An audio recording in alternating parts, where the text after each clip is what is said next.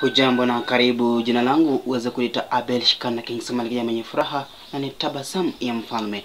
Leo ningeweza kuzungumza mambo wa kadha ambayo huwa inasaidia mtu mahali pengine ama sehemu moja. Na ningetaka kuzungumzia kuhusu heshima. Heshima ni jambo ambalo halifundishwi mahali popote na wala halitekelezwi mahali popote, ili hali mtu huzaliwa nayo katika maisha. Endapo hata mzee, kijana na mtoto inafaa waheshimiane.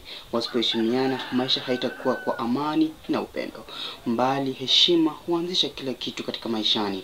Mungu alipoumba ulimwengu aliheshimu vitu vyake vyote, na hata mwanawe pia alimheshimu. Ndio maana kulikuwa na amani, ndipo akaokoa ulimwengu. Na sasa hivyo nazungumza kuhusu heshima.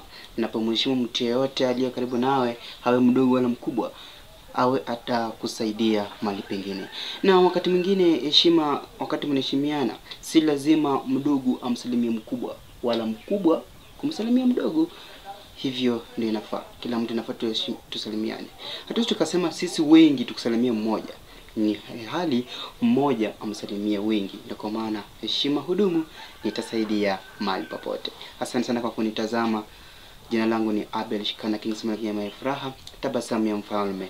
Pale chini usisahau kulike, kusubscribe na kuview. Napatikana kila pahali kama Abel, kama King Smile 254, Instagram, YouTube na hata Facebook. Asante kwa kunitazama.